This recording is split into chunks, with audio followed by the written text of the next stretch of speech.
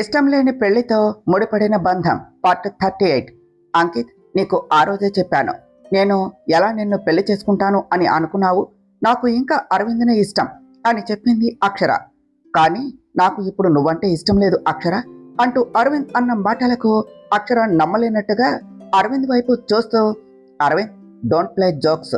నీకు ఎప్పుడు ఎలా బిహేవ్ చేయాలో కూడా తెలియదా? జోక్స్కు కూడా టైం ఉంటుంది అన్నది. Akshara, I am serious about that. ఇది లైఫ్. దీనిలో నేను జోక్ చేస్తాను అని నువ్వు ఎలా అనుకుంటున్నావు? I am serious. నీకు నాకు సెట్ అవదు. లీవ్ ఇట్ అన్నాడు Aravind. Leave it? You mean నిన్ను మర్చిపోమంటున్నావా? How can you say that Aravind? చెప్పటం చాలా తేలిక, కానీ చేయటం కష్టం. నీకు నాకు సెట్ అవ్వదు అనుకున్నప్పుడు ఎందుకు నా కోసం వచ్చావు? నా మనసు మార్చి నీ కోసం వచ్చేలాగా చేశావు. నన్ను అలానే అక్కడే వదిలేయొచ్చు కదా. మళ్ళీ నాకు లైఫ్ మీద ఎందుకు ఆశలు కలిగించావు? ఇప్పుడు ఇలా అంటున్నావు. ఎందుకు ఇలా చేస్తున్నావు? ప్రతిసారి నా మనసుతో ఎందుకు ఆటలు ఆడుతున్నావు అంటూ అరవింద్ షర్టును పట్టుకుంటూ అరవింద్ కళ్ళల్లోనికి చూస్తూ, అరవింద్, ఏమైంది? ఇదంతా నీకు ముందే చెప్పలేదు అని నా మీద కోపమా? నిన్నే అడిగేది. ఇష్టం లేదు అంటే సరిపోదు అరవింద్, దానికి రీజన్ కూడా ఉండాలి కదా. ఇన్ని రోజులు ఇష్టం ప్రేమ అంటూ నా వెనక్కి తిరిగి ఇప్పుడు కాదు అనటానికి రీజన్ ఉండాలి కదా అన్నది అక్షర. అక్షర, అన్నింటికీ రీజన్స్ ఉండవు. ఒకవేళ ఉన్నా నీకు చెప్పే అవసరం నాకు లేదు. బట్ వన్ థింగ్, నీకు నాకు సెట్ అవ్వదు. మనం కలిసి ఉండటం కంటే విడిపోవటమే బెటరు. అయినా నన్ను క్వశ్చన్ చేసే రైట్ నీకు ఏమున్నది? నన్ను కాదు అని పెళ్లికి రెడీ అయ్యావు, ఎంగేజ్మెంట్ వరకు వచ్చావు. ఇప్పుడు కూడా బయటపడినది కాబట్టి రివీల్ చేశావు. లేదు అంటే పెళ్లికి కూడా నన్ను పిలిచేదానివి కాదు కదా అన్నాడు అరవింద్. Arvind, just shut up. నీకు ఎలా కనిపిస్తున్నాను? రోజుకొకటితో తిరిగే చీప్ క్యారెక్టర్ అని అనుకున్నావా? నిజమే. నీకు ఇదంతా చెప్పలేదు అంటే అర్థం నిన్ను మోసం చేస్తున్నా అనేనా? అసలు నా దృష్టిలో ఇదంతా ట్రాష్. నాకు ఇష్టం లేని దాన్ని నీకు చెప్పటం ఇష్టం లేక చెప్పలేదు. చెప్తే ఇష్యూ ఇంకా కాంప్లికేట్ అవుతుంది అనే కదా చెప్పకుండా ఉన్నాను. నేనే ఈ ప్రాబ్లము సాల్వ్ చేసుకుందాము అని అనుకున్నాను. ఎందుకు అరవింద్ ఇలా బిహేవ్ చేస్తున్నావు? అరవింద్, నాకు నువ్వంటే ఇష్టంరా. ఎందుకు నన్ను అర్థం చేసుకోవు అన్నది అక్షర.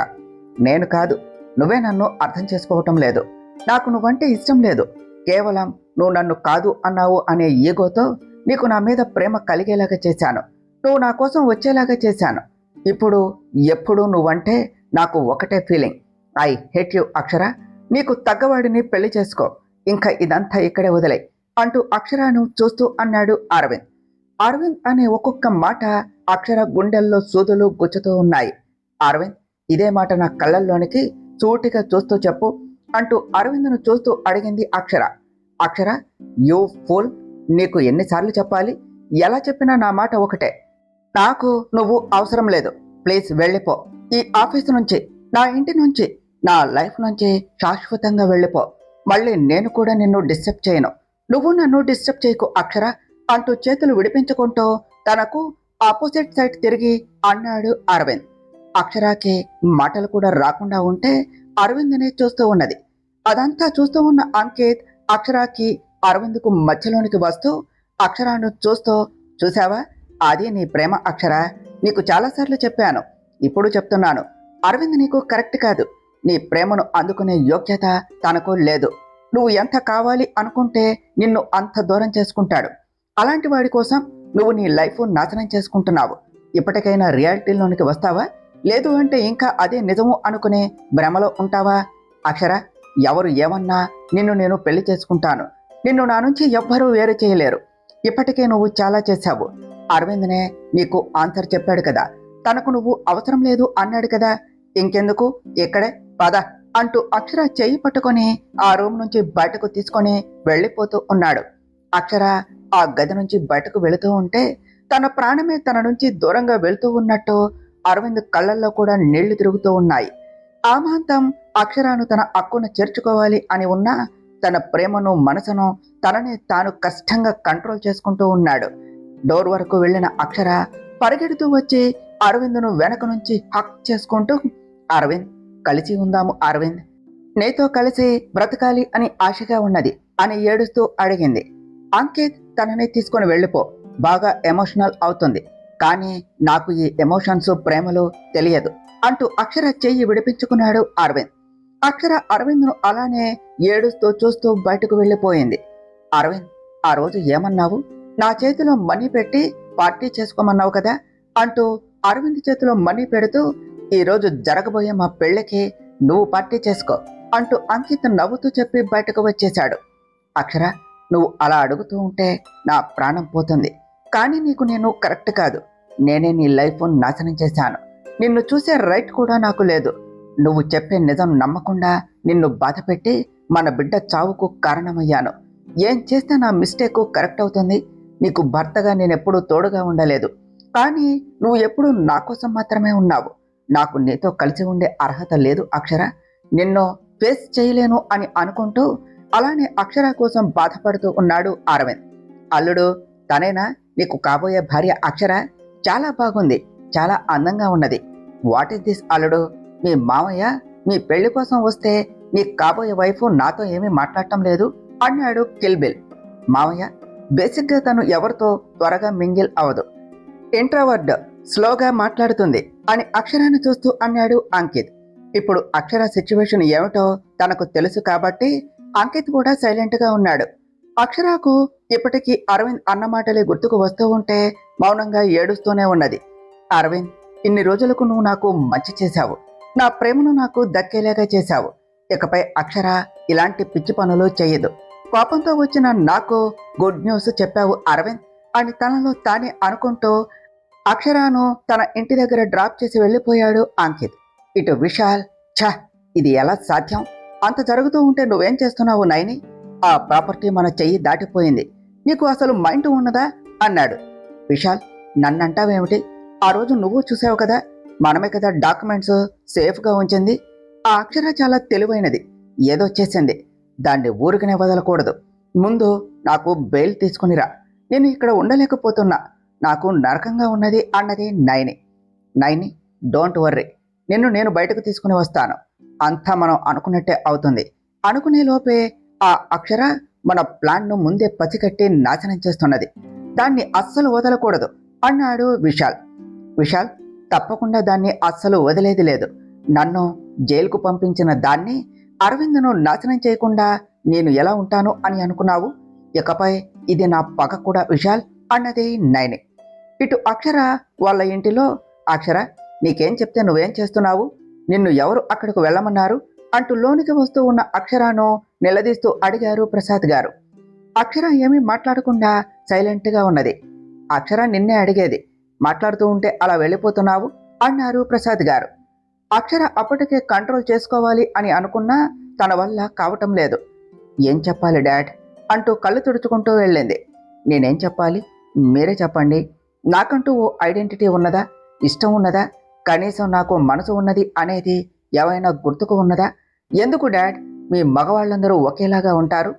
మగవాడైతే ఏం చేసినా ఏం చెప్పినా సరిపోతుందా? మీ ఇష్టాలే కానీ ఆడపిల్ల ఇష్టం మనసు చూడరా? మీకు నచ్చింది చేయాలి, మీకు నచ్చినట్టు ఉండాలి. ఇష్టం లేకపోయినా నవ్వుతూ నవ్విస్తూ ఉండాలి. మిర్రర్లో మనల్ని మనం చూసుకోవచ్చు, కానీ ఆడపిల్ల మనసులో మీకు నచ్చింది చూడాలి అంటే కష్టం. దేనికైనా లిమిట్ ఉంటుంది, కానీ ఆడపిల్ల సహనానికి మాత్రం అంతే లేదు. ఎవరికి నచ్చినది నచ్చినట్టు మా మీద రుద్దటం కాదు. మాకు ఓ మనసు ఉంటుంది, దానికి ప్రేమ, ఇష్టం, బాధ, కన్నీళ్లు ఉంటాయి అని తెలుసుకోండి. ఆ రోజు నీ ఇష్టం నా పెళ్లి చేశావు, ఈరోజు మీ ఇష్టం ఆ పెళ్లి కాదు ఇంకొక పెళ్లి అంటున్నారు. నేను మనిషినా మరమనిషినా? నాకంటూ ఇష్టం ఉండదా? ఏం నచ్చితే అదే మాట్లాడుతూ మీకు నచ్చిందే చేస్తూ ఉండాలి అంటే ఇక నేనెప్పుడు నాకు నచ్చినట్టు ఉండేది? పుట్టినది మొదలు చచ్చే వరకు మా మీదే డిపెండ్ అవుతారు, కానీ మా ఇష్టం ఏమిటి అనేది ఒక్కసారి కూడా థింక్ చేయరు. ఎందుకు మీ మగాళ్ళు అందరూ ఒకేలాగా ఉంటారు? తండ్రి, అన్న, తమ్ముడు, చివరికి భర్త అంటూ ఇంకేమీ మాట్లాడలేక తన రూమ్లోనికి వెళ్ళిపోయింది. అక్షర అంటూ విజయ్ తన వెనుక వెళుతూ ఉన్న అక్షర ఏమీ మాట్లాడకుండా డోర్ క్లోజ్ చేసుకున్నది. ఏదో జరిగినది అని అర్థమైన విజయ్ అక్షరను ఇబ్బంది పెట్టలేక తనను ఒంటరిగా వదిలేశాడు. మరో ప్రక్క అరవింద్ టైంకు అక్షర రాకపోయి ఉంటే చాలా పెద్ద ప్రాబ్లం అయ్యేది. నిజంగా అక్షర లేదంటే నువ్వు nothing Aravind, you are too lucky. Akshara నీకు వైఫ్గా దొరకటం నీ అదృష్టం.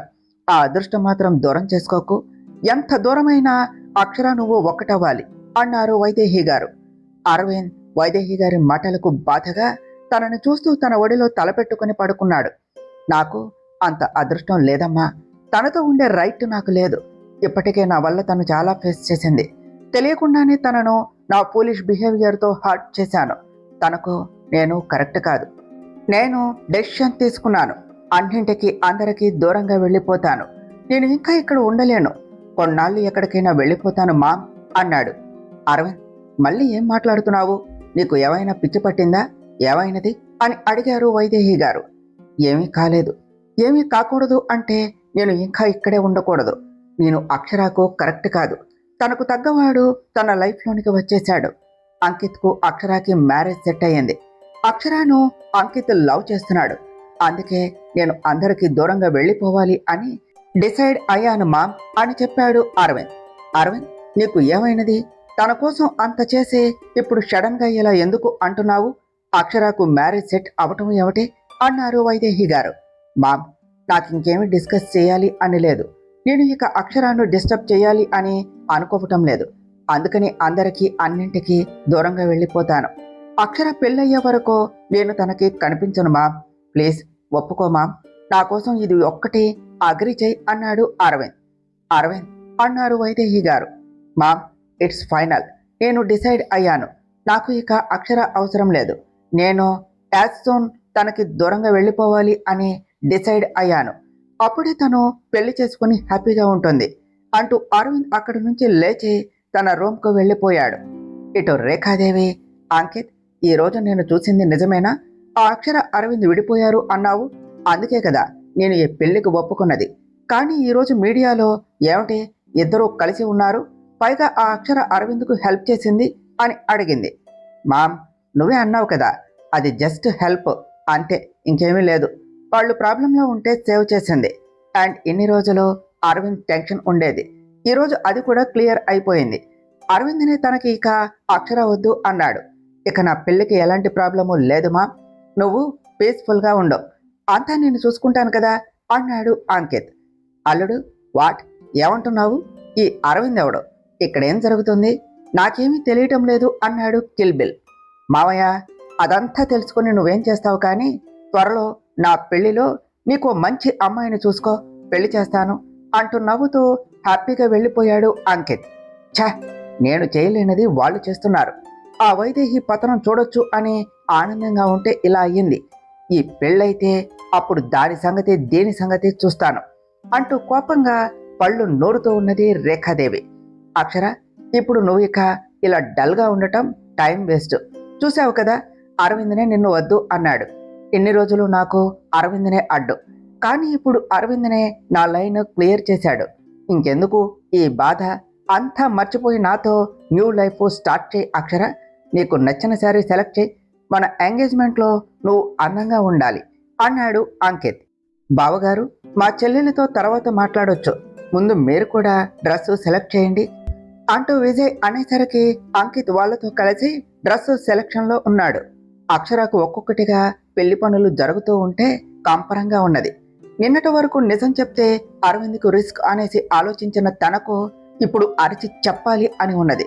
కానీ ఎంత కాదు అనుకున్నా తన మీద ప్రేమ ఆ పని చేయలేకపోతుంది. అరవింద్ ఎందుకు ఇలా చేస్తున్నాడు? అసలు తన మనసులో ఏమున్నదో కూడా తెలియక నరకంగా ఉన్నది. సడన్ గా ఇలా ఎందుకు అంటున్నావు అని నిలదీయాలి అని ఉన్నది. కొడలా కొడలా, కాబోయే కొడుకు పెళ్ళామా? ఏంటి, పెళ్ళి నీకే, కానీ నువ్వేమిటి ఇలా ఉన్నావు? ఏమైంది కోడలా? నవ్వుతూ అడిగింది రేఖాదేవి. నాకు నిన్ను కోడల్ని చేసుకోవటం అస్సలు ఇష్టం లేదు. పైగా ఎవరితోనో బిడ్డను కన్నావు. నిన్ను ఎలా నా కోడలిగా ఒప్పుకుంటాను అని అనుకున్నావు? కానీ ఒప్పుకున్నాను. ఎందుకో తెలుసా? నా కొడుకు నిన్ను ప్రేమించాడు అనే కారణం కాదు, ఆ వైదేహి మీద పంతం. తన పతనానికి నువ్వు చాలాసార్లు అడ్డు వచ్చావు, కానీ ఈసారి తన పతనం నీతోనే మొదలవ్వాలి. అందుకనే నిన్ను నా కోడల్ని చేసుకుంటున్నాను. నాకు చాలా ఆనందంగా ఉన్నది. ఆ అత్తగారి మీద చాలా ప్రేమ ఉన్నది. రేపు ఈ కాబోయే అత్తగారి మీద కూడా అంతే ప్రేమను చూపించాలి. ఏమంటావు? ఆ చూపే నాకు నచ్చనిది. పర్వాలేదు, ఈ పాత కోడలు నా ఇంటి కొత్త కోడలు అయితే నాకు తగ్గట్టు మార్చుకుంటాను. ఏమంటావు కొత్త కోడలా అన్నదే రేణుకాదేవి. చూడండి, మీ అబ్బాయికి చెప్పాను, మీకు చెప్తున్నాను. ఏది ఏమైనా ఈ పెళ్లి జరగదు. ఇదంతా చేసి మీ పరువు పోగొట్టుకోవటమే కానీ అంతకంటే ఇంకేమీ లేదు. ఎలాంటి సిచ్యువేషన్ వచ్చినా మీరు అనుకునేది జరగనివ్వను. బెదిరిస్తే భయపడే టైప్ కాదు ఈ అక్షర. ఛాలెంజ్ నువ్వు చేశావు, దీనికి రిటార్డు నేను ఇస్తాను. అండ్ పెళ్లి చేయమంటే ఆఫీసులో స్కామ్ చేయటం అనుకున్నారా అన్నది అక్షర. ఆ మాట అనేసరికి రేఖాదేవి మొహంలో కలర్స్ మారిపోయాయి. ఏం మాట్లాడుతున్నావు? నేనేం చేశాను? ఫాల్స్ ఎలిగేషన్స్ చేస్తున్నావు. నీ దగ్గర ఏం ప్రూఫ్ ఉన్నది అని అడిగింది రేఖాదేవి. ఇంతవరకు నా దగ్గర ప్రూఫ్స్ లేవు, కానీ మీ భయం మొహంలో కనిపించిన టెన్షన్ ఇది చాలు. ఆ రోజు జరిగిన దానికి మీకు సంబంధం ఉంది అనేది చెప్పటానికి. బెటర్ నాకు దూరంగా ఉంటే మీకే మంచిది. ఈ సిచ్యువేషన్ ఎలా హ్యాండిల్ చేసుకోవాలో నేను చూసుకుంటాను. అంతేగాని ఇలా నా దగ్గరకు వచ్చి అత్త అంటూ ఆటలాడితే నేనేమిటో చూస్తావు అన్నది అక్షర. ఛ, దీనికి ఇంత పొగరున్నది. ఒక్కసారి నా ఇంట్లో అడుగుపెట్టే నిన్ను కిచెన్కు పరిమితం చేసి నరకం చూపిస్తాను. నా కొడుకుతోనే నీకు అష్టకష్టాలు పెడతాను అని అనుకున్నది రేఖాదేవి. అక్కడ అందరూ షాపింగ్ కంప్లీట్ చేస్తూ ఉంటే అక్షరకు అరవింద్ను కలిసి మాట్లాడి ఈ విషయం క్లియర్ చేసుకోవాలి అని ఉన్నది. అరవింద్ ఎందుకు ఇలా బిహేవ్ చేస్తున్నాడో తెలియక పిచ్చెక్కిపోతున్నది. అరవింద్ను కలిసి డైరెక్ట్గానే అడుగుతాను. ఈరోజు నువ్వు నాకు సమాధానం చెప్పాలి అరవింద్. నా నుంచి తప్పించుకునే ఛాన్స్ నీకు ఇవ్వను. ఎందుకు నాతో ఇలా బిహేవ్ చేస్తున్నావో ఈరోజు నువ్వు నాకు సమాధానం చెప్పే తీరాలి. నేను ఇలా సమాధానం లేని ప్రశ్నలా ఉండాలి అని అనుకోవటం లేదు అంటూ ఆ షాపింగ్ మాల్ నుంచి బయటకు వచ్చింది. అక్షర, ఎక్కడకు చెప్పకుండా మాకు తెలియకుండా వెళుతున్నావు అంటూ వెళ్తూ ఉన్న అక్షరకు అడ్డుగా వస్తూ అడిగాడు అంకిత్. చూడు, నేను అరవింద్ దగ్గరకు వెళుతున్నా. చెప్పకుండా వెళ్ళటానికి నేనేమీ తప్పు చేయటం లేదు అన్నది అక్షర. ఓ రియల్లీ? నువ్వే వెళ్తే నిన్ను ఒక్కదాన్ని మీ వాళ్ళు వెళ్ళనిస్తారా? నాకు చెప్తే నేనే తీసుకుని వెళ్తాను కదా. పద, నేనే దగ్గరుండి నిన్ను తీసుకుని వెళ్తాను. నువ్వేం అడగాలో మాట్లాడాలో నా ముందే మాట్లాడు అంటూ అక్షరను తనతో తీసుకుని వెళ్ళాడు అంకిత్. ఇటు వైదేహి గారు అరవింద్ చెప్పేది అర్థం కాక సందిగ్ధంలో అలానే ఆలోచిస్తూ ఉన్నారు. అప్పుడే స్టెప్స్ దిగుతూ ఉన్న అరవింద్ చేతిలో ఉన్న బ్యాగ్ చూస్తూ అర్థం కాక చూస్తూ అరవింద్ అన్నారు. మామ్, నేను కొన్ని రోజులు అన్నిటికీ దూరంగా ఉండాలి అని అనుకుంటున్నాను. అందుకనే అందరికీ దూరంగా వెళుతున్నాను అన్నాడు అరవింద్. అరవింద్, నీకు ఏమైనా పిచ్చా? ఇప్పుడు ఎక్కడికి వెళతావు? అసలు అక్షర అడిగితే ఏం సమాధానం చెప్తావు అన్నారు వైదేహి గారు. అక్షరకు చెప్పలేకే, తనను ఫేస్ చేయలేకే మామ్, నేను దూరంగా వెళ్ళిపోతున్నాను. నేను ఇక్కడే ఉంటే నాకు అక్షర కావాలి అని అనిపిస్తుంది, కానీ నేను తనతో ఉంటే తనకే ప్రాబ్లము. పైగా నా వల్ల అక్షర బాధపడటం నేను చూడలేను. ప్లీజ్ నన్ను ఫోర్స్ చేయకు. I have to go. అన్నిటికీ దూరంగా అబ్రాడ్ వెళ్ళిపోతున్నా అంటూ అరవింద్ తన బ్యాగ్ తీసుకొని అక్షరకు దూరంగా వెళ్ళాలి అని వెళ్ళిపోయాడు. అరవింద్ అలా వెళ్ళిపోతూ ఉంటే ఎటు చెప్పలేని వైదేహి గారు నిస్సహాయంగా చూస్తూనే ఉన్నారు. అత్తయ్య, అత్తయ్య అంటూ ఇంట్లోనికి వస్తూనే అరుస్తూ వచ్చింది అక్షర. అత్తయ్య, మీ అబ్బాయి ఎక్కడ? పిచ్చి పట్టినట్టున్నది. ఏదేదో మాట్లాడుతూ ఇంకేదో చేస్తున్నాడు. తనను పిలవండి. ఆ బుర్రలో మళ్ళీ ఏమైందో ఏమిటో అంటూ అరవింద్ అని పిలిచింది అక్షర. అరవింద్ ఇక్కడ లేడు అక్షర అని చెప్పారు వైదేహి గారు. వైదేహి గారి మాటకు తనను చూస్తూ ఇక్కడ లేడు అంటే ఎక్కడికైనా వెళ్ళాడా అని అడిగింది అక్షర. వెళ్ళిపోయాడు. ఎంత చెప్తున్నా వినకుండా వెళ్ళిపోతాను అంటూ ఎయిర్పోర్టుకు వెళ్ళిపోయాడు అని చెప్పారు వైదేహి గారు. వైదేహి గారి మాట వినేసరికి అక్షరకు ప్రాణం పోతున్నట్టుగా అనిపించింది. అరవింద్ అంటూ అరవింద్ కోసం పరుగున బయటకు వెళ్ళింది. ఇటు అరవింద్ చాలా దిగులుగా ఎయిర్పోర్ట్లో ఒక్కడే కూర్చొని ఉన్నాడు. తన చుట్టూ ఎందరు ఉన్నా తన మనసు మాత్రం అక్షర కోసం ఆలోచిస్తూ ఉంటే తను చేసేది కష్టంగా ఉన్న అక్షర హ్యాపీనెస్ కోసం ఇదే కరెక్ట్ డెసిషన్ అనేసి అక్షర ఫోటోను చూసుకుంటూ ఉన్నాడు. అక్షర, ఇకపై నేను నీకు ఎప్పటికీ కనిపించనంత దూరంగా వెళ్ళిపోతున్నాను. నిన్ను లాస్ట్ టైం చూడాలి అని ఉన్నది, కానీ ఎలా నేను నీ దగ్గరకు వస్తాను? నిన్నే రావద్దు అని గెంటేశాను. ఇప్పుడు నేను ఎలా వస్తాను? నా మీద చాలా కోపంగా ఉన్నావు కదా. నన్ను చూడటానికి కూడా ఇష్టపడవు కదా డెవెల్.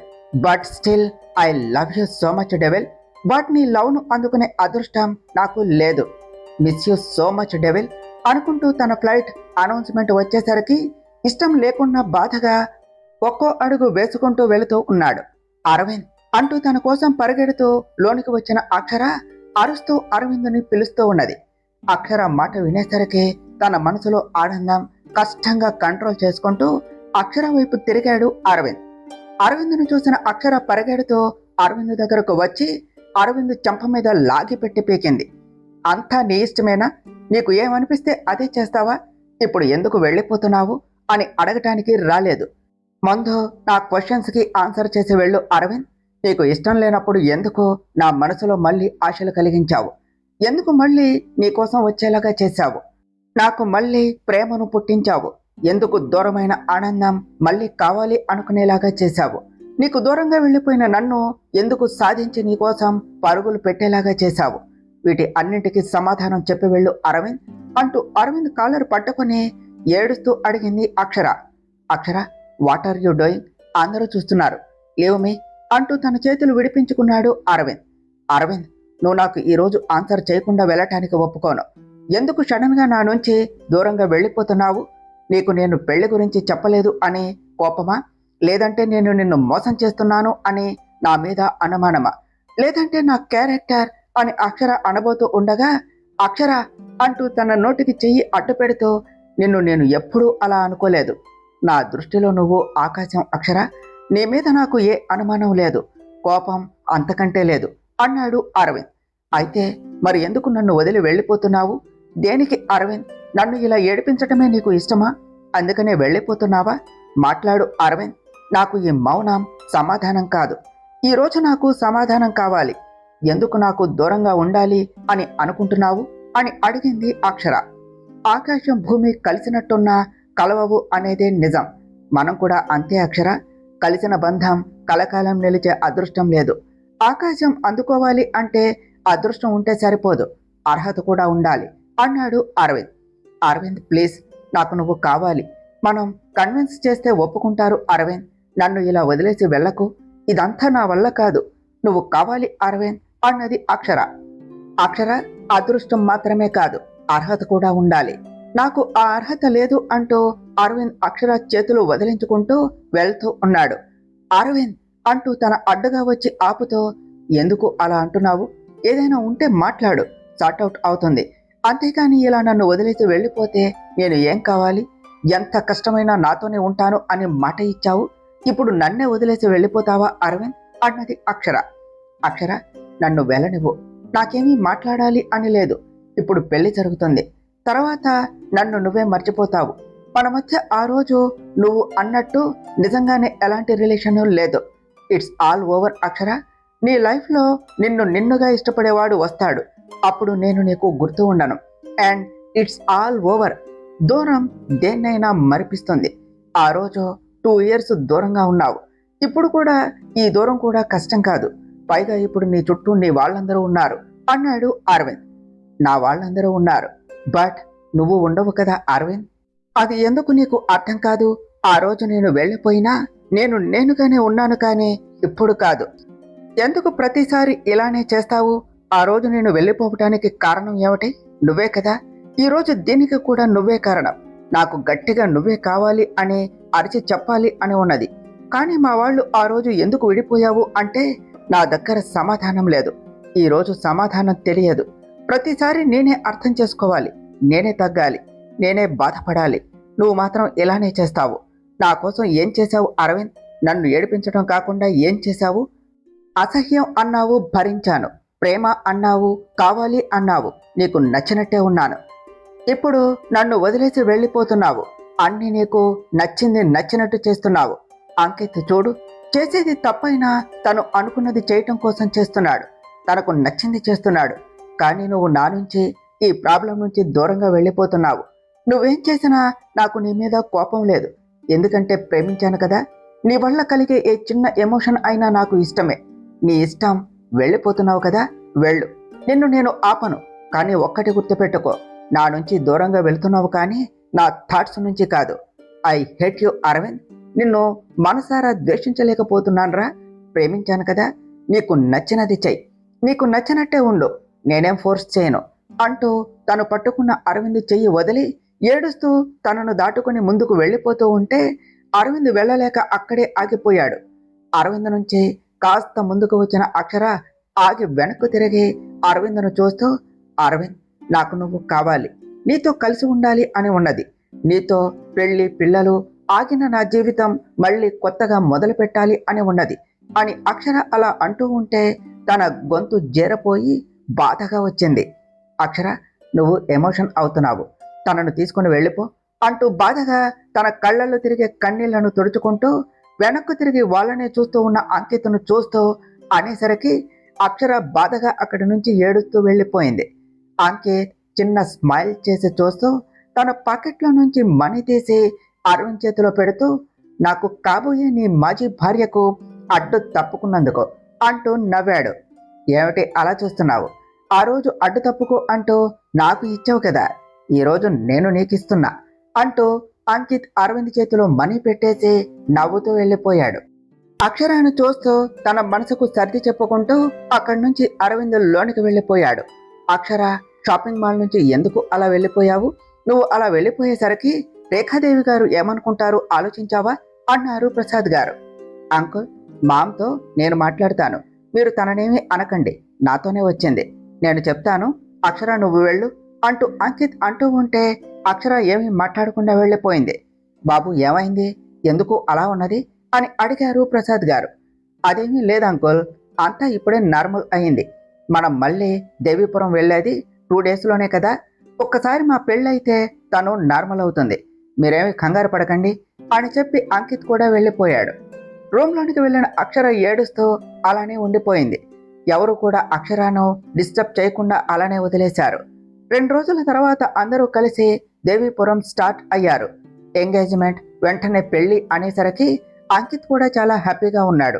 చాలా ఆనందంగా దేవీపురంలోనికి అడుగుపెట్టాడు. అరవింద్ వెళ్ళిపోయిన రోజు నుంచి అక్షర అలానే దిగులుగా ఉన్నది. ఎవరితో మాట్లాడకుండా సైలెంట్గా ఉన్నది. అల్లుడు, మొత్తానికి నీ పెళ్లి కోసం ఈ పల్లెటూరుకు వచ్చేసాము, నాకెందుకు ఇక్కడ పాజిటివ్ వైబ్స్ వస్తున్నాయి అన్నాడు కిల్బిల్. మామ, నీకు కూడా ఇక్కడే పెళ్ళవుతుందేమో చూసుకో అంటూ నవ్వుతూ కిల్బిల్ను ఆట పట్టించాడు అంకిత్.